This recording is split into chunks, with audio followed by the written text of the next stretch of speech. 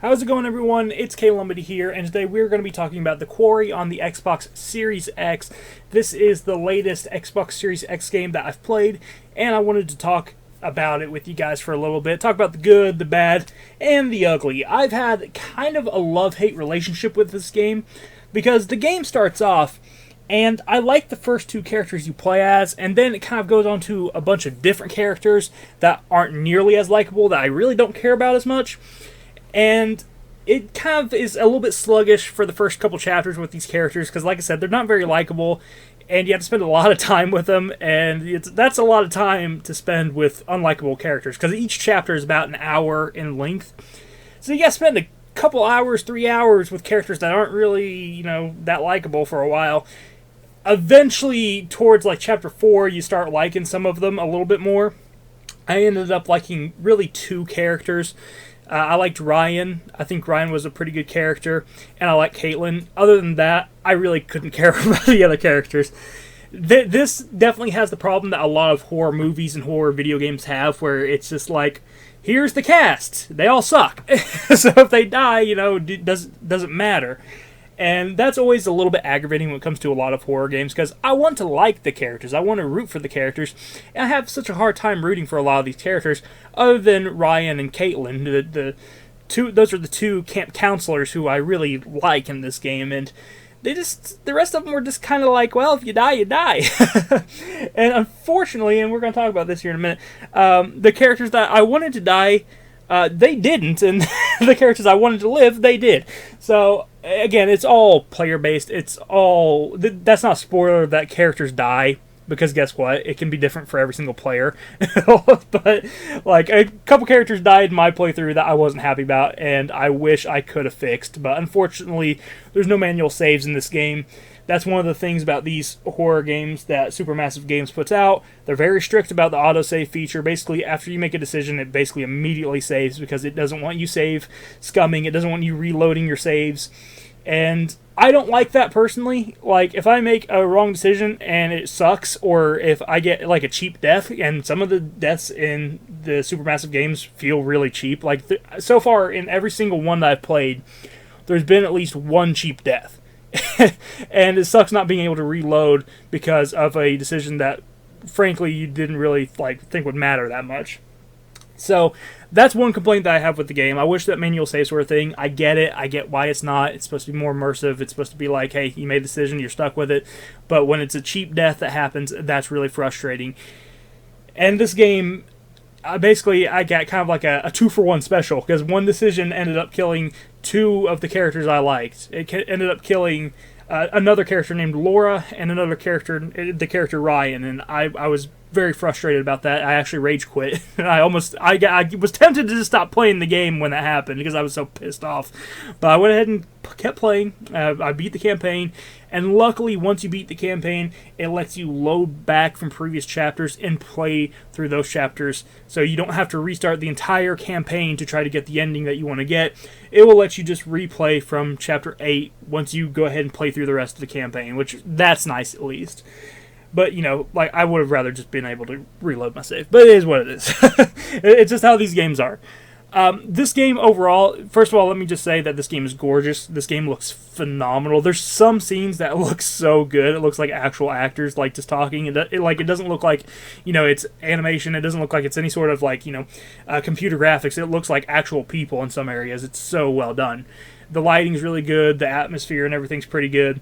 The camp itself, it's been done before. It's nothing surprising. This whole game takes place basically in the summer camp, which average horror movie stuff right there, nothing too crazy.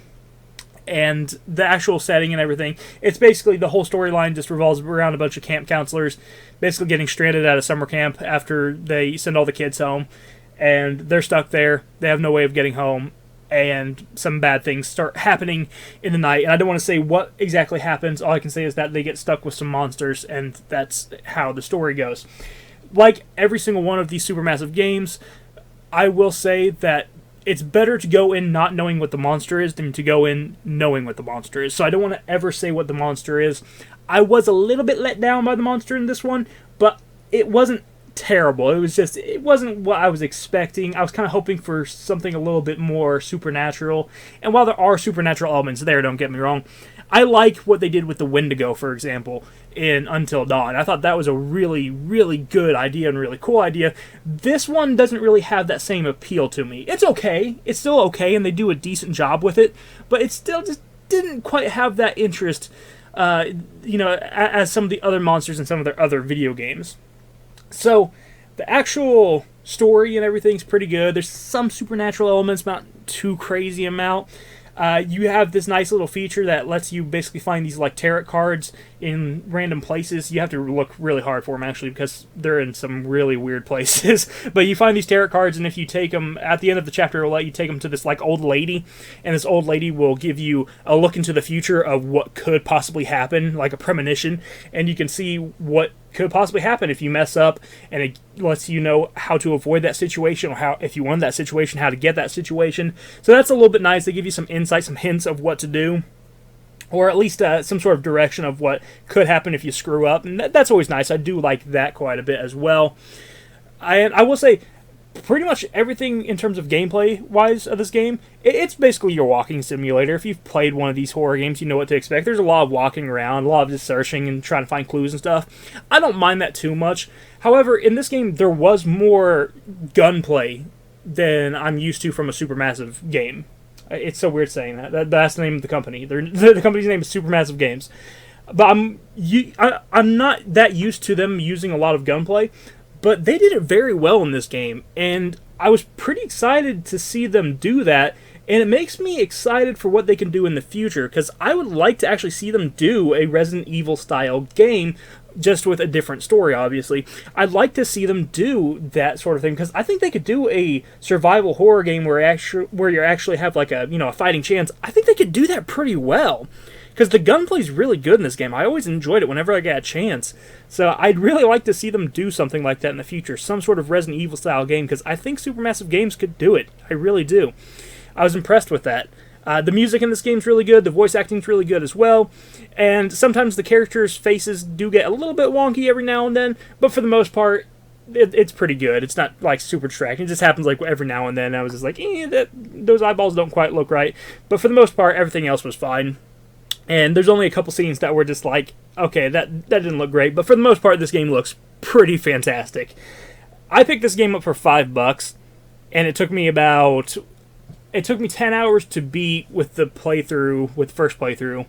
And then when I went back and played the last 2 chapters, it took another like couple hours. So I'd say like 12 hours total I played with this game. And I did enjoy it. I thought it was fun, other than having the one rage quit moment where when I got 2 of the characters killed that I liked.